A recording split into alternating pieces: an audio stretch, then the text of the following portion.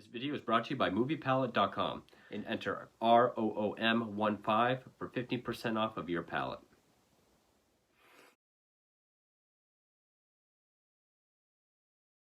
Now this is what I'm talking about. This was much better. Much better.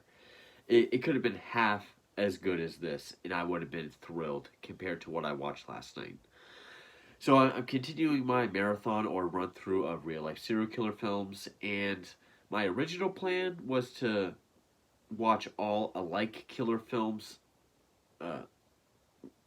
grouped together. Like when I did the Ted Bundy movie, after that I was going to watch all the Bundy movies, move on. But I kind of want to do a bit of a variety first, do like a handful of different ones, and then revisit different films of the same killer I've already reviewed. But the movie I watched last night was such a relentless piece of shit that I needed a palate cleanser. I had to watch something else and be like, please let this be good. And of course, last night's was Uwe Lammel's BTK Killer. Of course, Uwe Lammel, not as bad as Uwe Boll, but known to be one of the worst directors.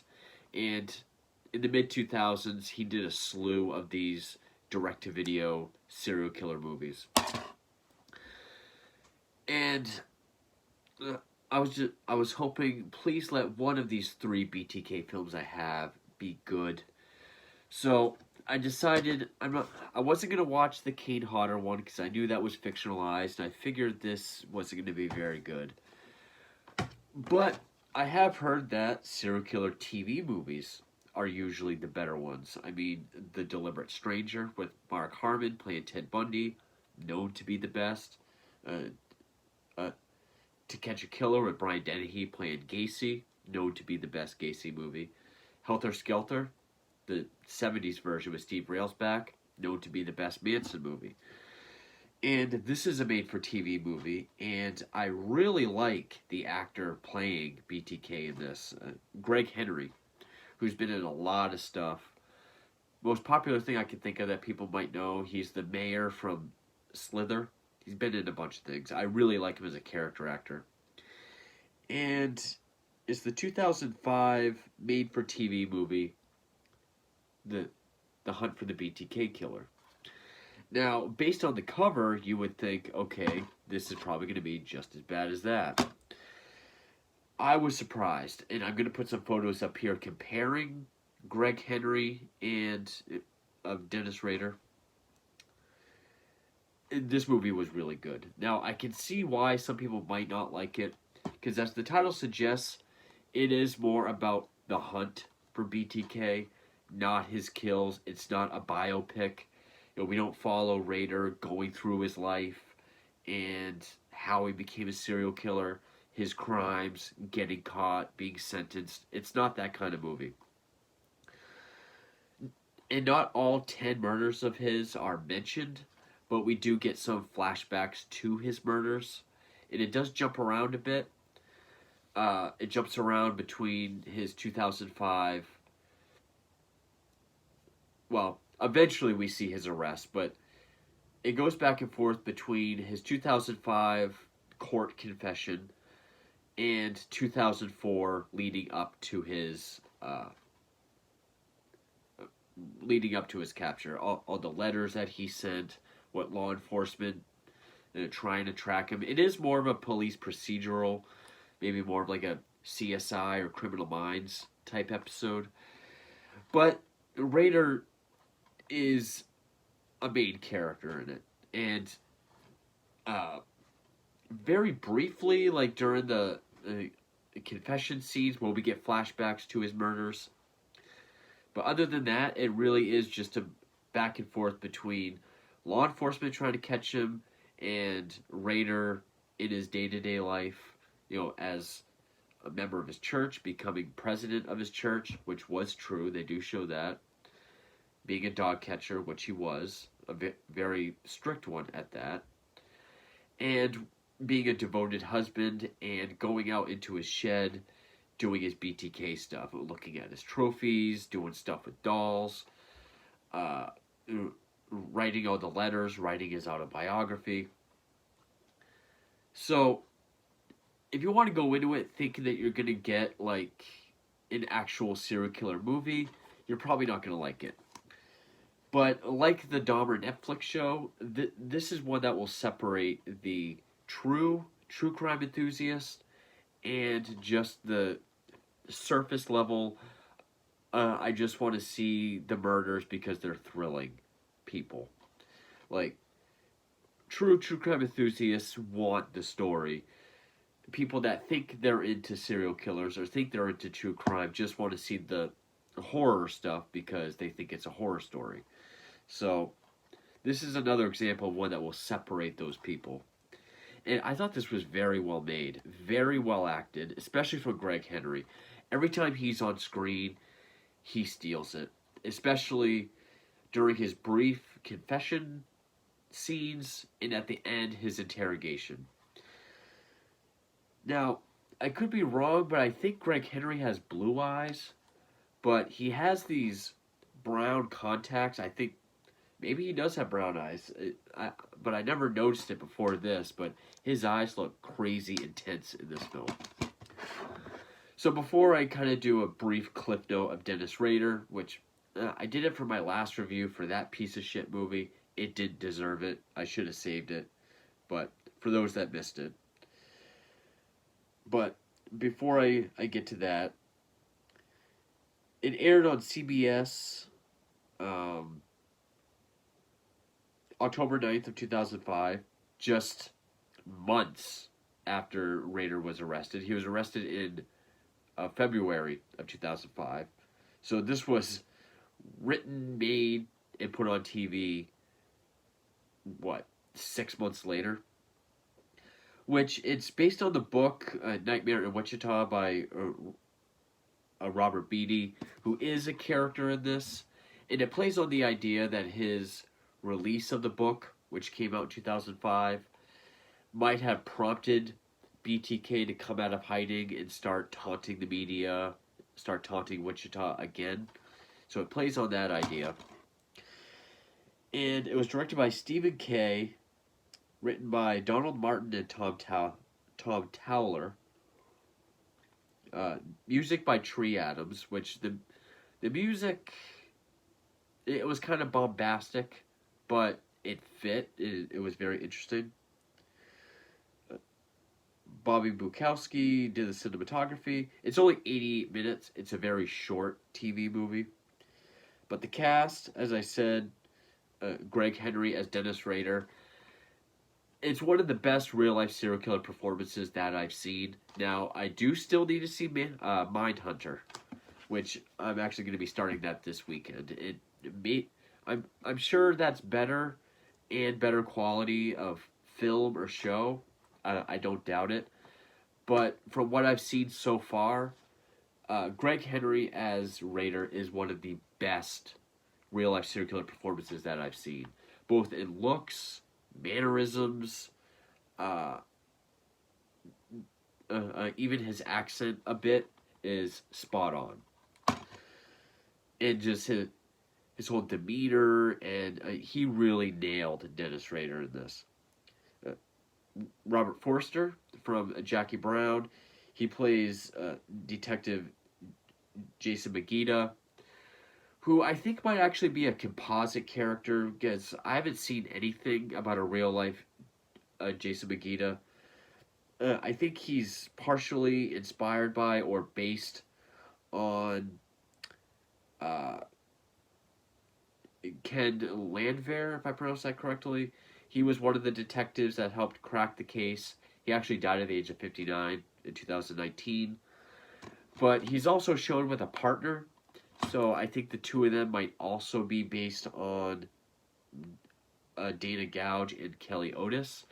So I think Robert Forster's character is more of a composite character or an amalgamation of different people. But for the most part, most names in this are true to their real-life counterparts. The victims, the guy that was arrested in place of BTK, Roger Valadez, they put his name in there. Now, some of the names, like maybe the neighbor whose dog got put down because he was just a sadistic dog catcher and compliance officer. I didn't catch her name, but maybe uh, ancillary people like that, the names were changed. But for the most part, all the important names are pretty much the same. Now, and it's well directed. It does take a Hollywood approach. I mean, now I don't remember reading anything about police thinking they have him, and then they go to arrest him, but they end up at an empty house. Uh, Maybe that was true. In my readings, I don't remember finding anything like that.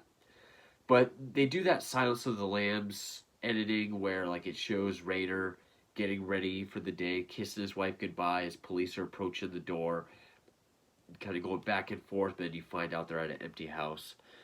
It does do that. Um, a lot of the lines, like say what Robert Forster says during Raider's interrogation or some of the press conference, that sounds kind of Hollywood writing. You know, the press conference at the end where it's like it's about the police department coming together and the community not giving up and trying to catch BTK, and that moment is now. When in real life, I think it was just as simple as bottom line, we have BTK. So some stuff sounds kind of like it got the Hollywood treatment. But before I get to that, just as I always do, and as I've said before, Dennis Rader is, if I can say, for lack of a better word, my second favorite serial killer. He's the one I find second most fascinating, intriguing, interesting. Just everything about him has intrigued me. Number one's always been Bundy, but BTK is up there. I'm absolutely fascinated by the idea of killers who are pillars of the community.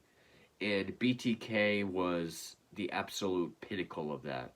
I mean, loving, devoted, doting husband and father, scout leader, compliance officer, dog catcher, even though he might have been a bit of an asshole at that. President of his church, very involved in everything, very well respected, even by his neighbors. And yet, this is like it was like a suburban area of Wichita where everybody knew each other, so it was kind of like what you see in a horror story, just this perfect ideal person, but they got this dark secret, and I've always been fascinated by that. So BTK has always been my second favorite. I do have multiple works on him. I have Catherine Ramsland's Confessions of a Killer, which this was just turned into a near 3-hour documentary, which I've seen and is great. John Douglas, who wrote the book Mindhunter, on top of many other books, one of the biggest FBI profilers. He wrote Inside the Mind of BTK, another great book. I do have his daughter, Carrie Rawson, a serial killer's daughter. And as I've said before, about 24 encyclopedic type books. I just pulled this because he's on the cover. And on top of numerous of documentaries on serial killers. And then the other two films I have is this piece of shit, and this one I'm kind of nervous about.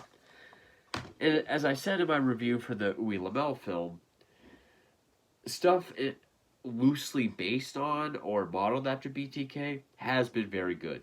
Trinity on Dexter, which I think is the greatest season 4, greatest season of television. One of the greatest fictional killer characters. A Good Marriage by Stephen King. Not the best movie, but good.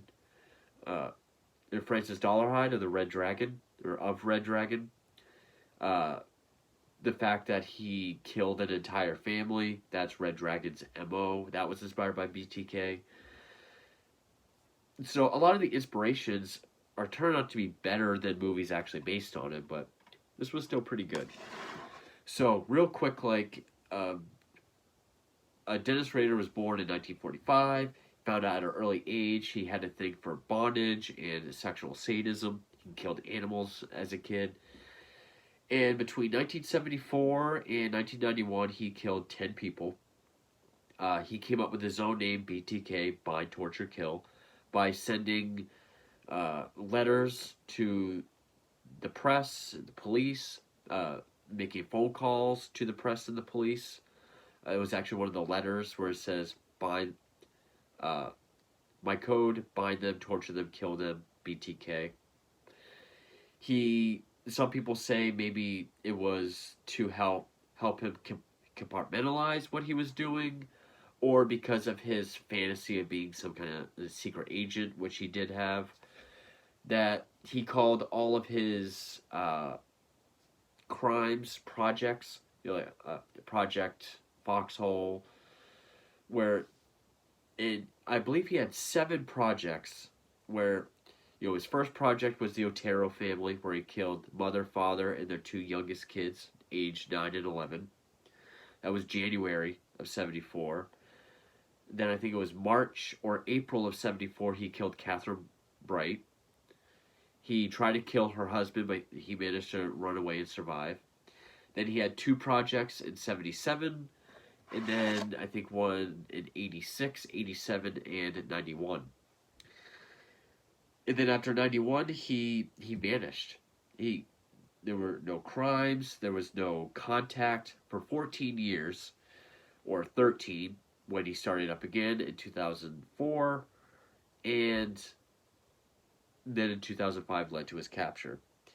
Now, also, things that are known about him is... Oh, I lied. Projects 5 and 6 was 85 and 86, and the last was 91, so I was wrong about that.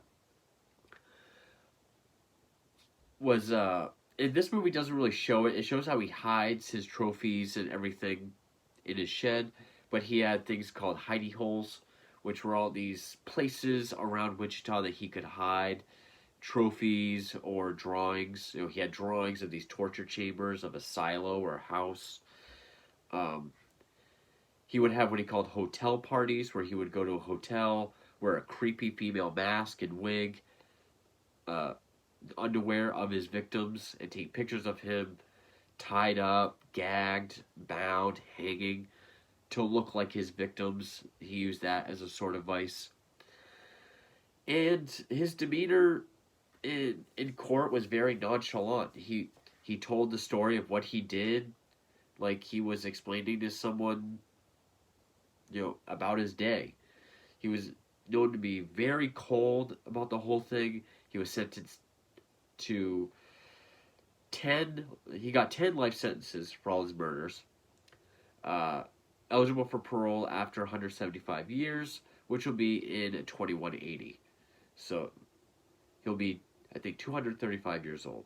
So that's just the basic run-through of Dennis Rader. He had 2 kids, Brian and Carrie. So now this. And as I said, it opens up with him getting ready for his court date, where he just does his confession. And I will say one thing that's a bit embellished, but also accurate, is because I've seen his confession in court. In fact, there's a NBC DVD that I would love to get, but it's kind of pricey on Amazon. Almost everything, interrogation, confession, letter, and phone call wise, is almost verbatim. It said exactly as is in real life. But his demeanor in this, when he's in court, he's explaining phases, the trolling phase, stalking phase. He looks like he's getting kind of flustered. He's like, what I've read about serial killers, they have these phases, and I was in the stalking. Like, he's kind of flustered, which that was another thing other than projects. Aside from projects, he had phases, and it was almost like a serial killer secret agent, which were 2 fantasies of his. But it'll go back and forth between the court confession and the hunt for BTK in 2004 into 2005.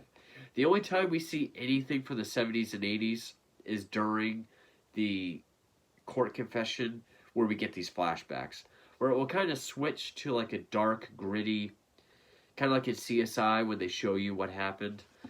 Kind of looks like that. Uh, Again, it was made for TV, so it's not going to be graphic or violent, but it's still effective. It's still well done. And I gotta say, one of these photos, which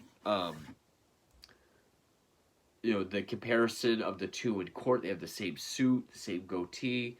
I think Greg Henry had some makeup, but he looks and talks just like him. Again, his demeanor might have been a little more shaky or flustered than the real life Raider, who was cold, but it's still pretty much verbatim. And then, the picture of him in his mugshot, which is not in the film, that might have been a promotional thing, looks just like him in his orange jumpsuit mugshot.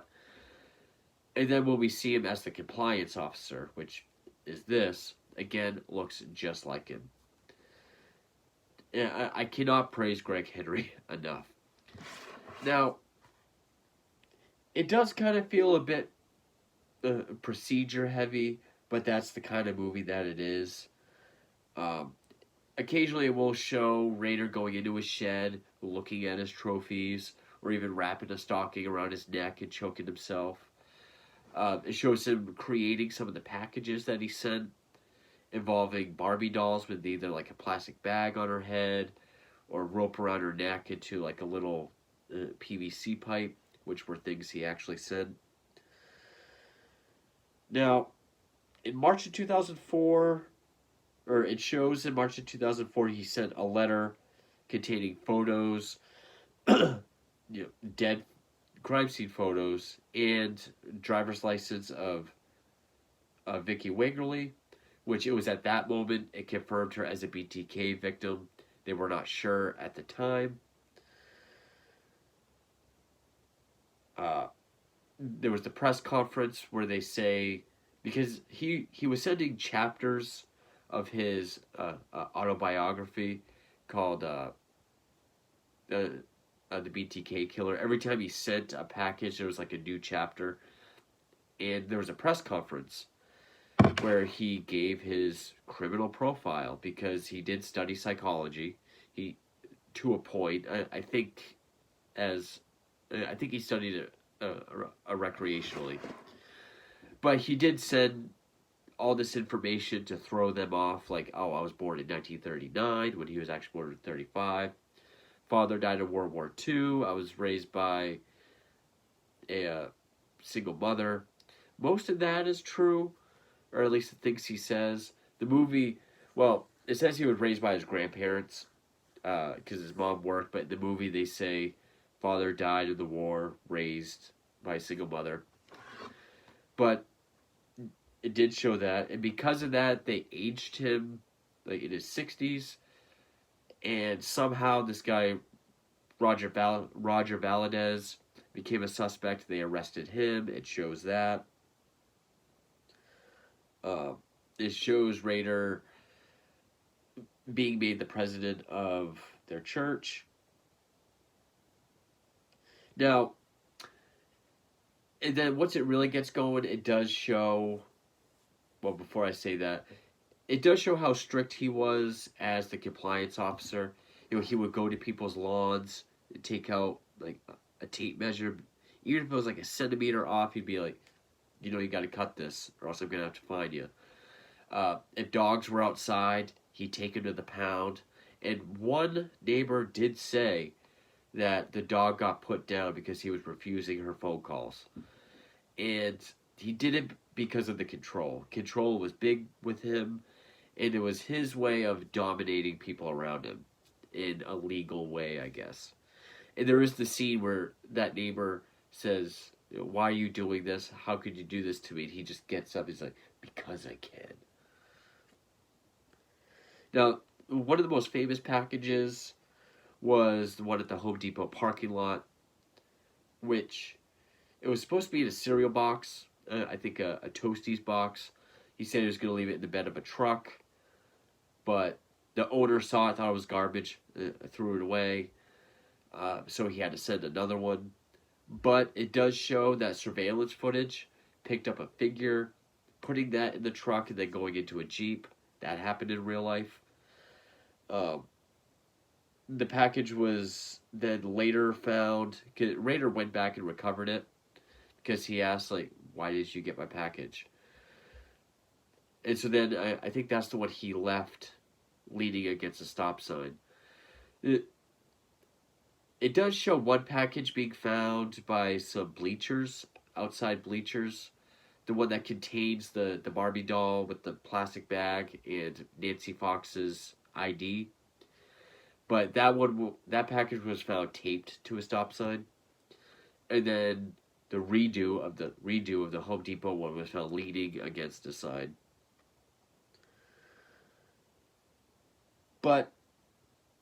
And it said January 8th was the Home Depot one. And the movie shows it being found in the truck. So, again, any kind of discrepancies are very minor, which is okay.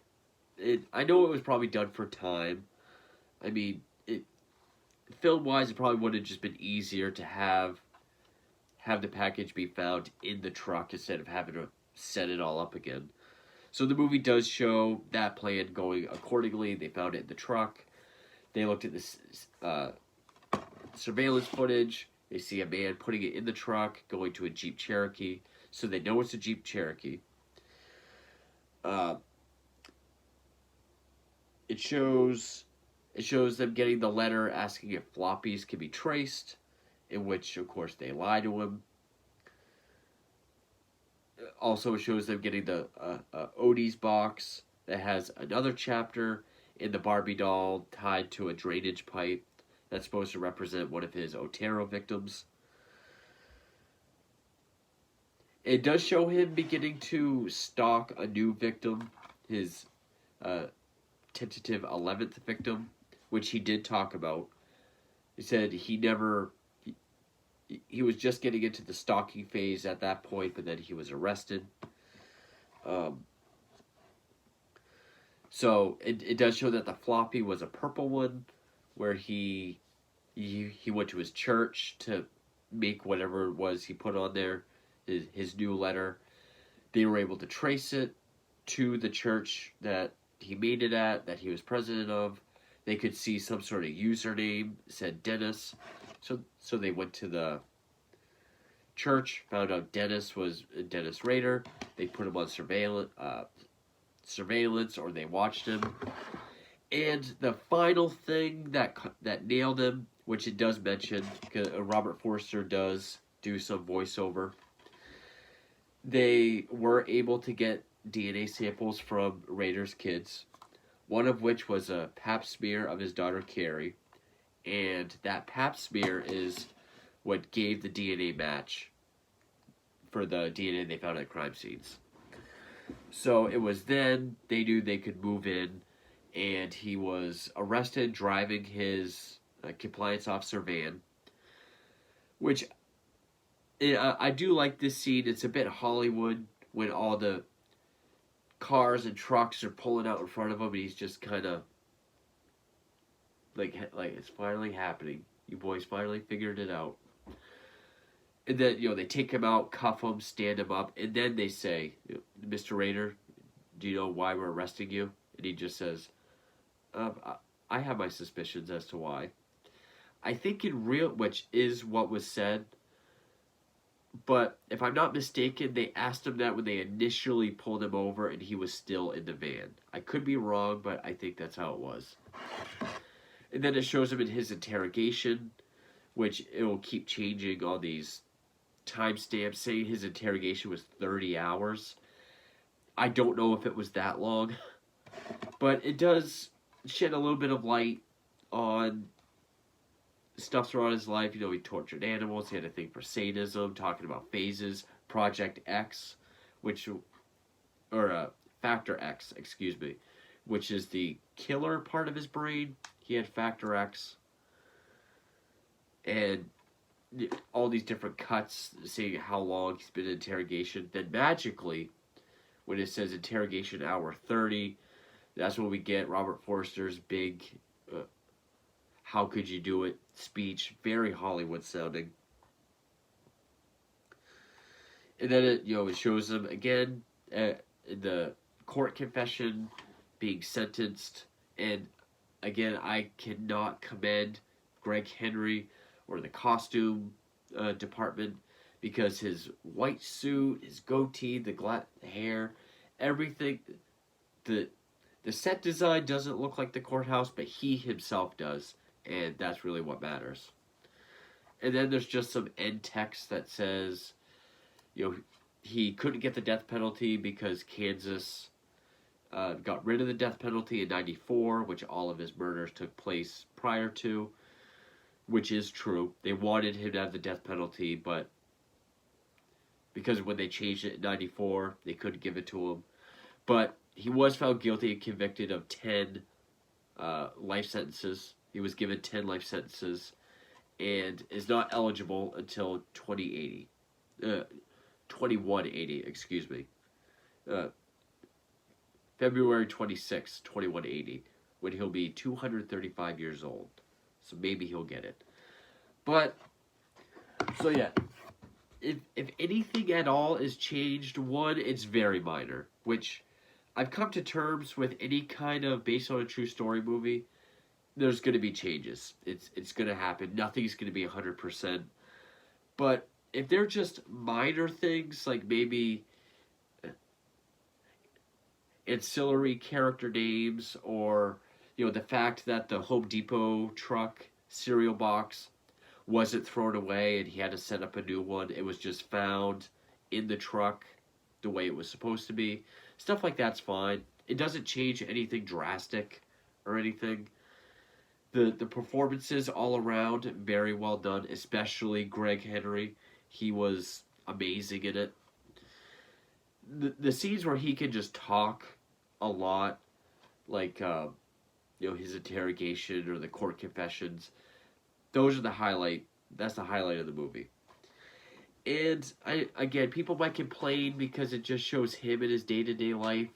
Maybe doing some BTK reminiscing out in his shed and being mostly just a detective procedural. But to me, what I found very interesting is the scenes when he's with his wife. I mean, we've already seen through flashbacks in his confession what he's done to his victims, very briefly. So that when we see scenes of him, like when his wife is sick and he gives her a thing of tea, it's just like, here you are, honey. Here is some cute name, like Cold No More Tea or something. And, like, give her a kiss on the forehead. Or when he's flustered and goes up to the shed, she says, Dennis, where are you going? He's like, oh, huh? Oh, I just got to, pretty much acting like Flanders. When he has to be the family man, that's some of the scariest and most well done and most interesting parts of the film, honestly. When we see a serial killer, especially one as sadistic as BTK, acting normal, that's one of the more interesting aspects of the film. It's not about the murders. And you get enough about Rader as a killer, as a person, even with how little of his crimes they show in this. And I was impressed by how accurate it is. Yeah, again, tiny things are changed, but very minimal. Very, very minimal. And the Greg Henry's performance is so spot on that if the one in Mindhunter is better, then that's going to be phenomenal. But as of right now, Greg Henry as Dennis Rader is one of the top real-life serial killer performances that I've seen. I was very impressed by this movie. And again, it could have been on par with like the Gacy film that I reviewed, and it still would have been miles, leaps better than this. But instead, we actually got one of the better done real-life serial killer films that I reviewed so far. I thought this was better than Jeremy Renner Dahmer. This was better than Ed Gein. I think by default, I like the Michael Riley Burke Bundy movie more, but this is better than the Cora Nemec Bundy film that I saw. So there's something to these TV movies that I know they get a bad rap, but these true crime serial killer made for TV movies really are some of the better ones, and the Dahmer Netflix series is just the next step of that. So the Hunt for the BTK Killer. If you are an actual true crime enthusiast and don't just want to see the slasher stuff, if you actually are interested in the case, in the character or the person himself, then I think you will really like and appreciate it, especially how accurate it is, especially in a time where they were just made. They didn't care about accuracy. If you're a surface level true crime fan that only wants to see the crimes and just view it as a shocking horror movie, then yeah, you're not going to like it. And probably shouldn't call yourself a true crime fan. Very surface level. But I really enjoyed it. I got a ton of more serial killer films to get to. I'll do a few more, and then I'll go back and I'll do ones of killers I've already done. Because I'm going to have 6 or 7 Bundy movies. Got one more BTK. I do have Secret Life by Dahmer coming in. Or Secret Life, Jeffrey Dahmer coming in.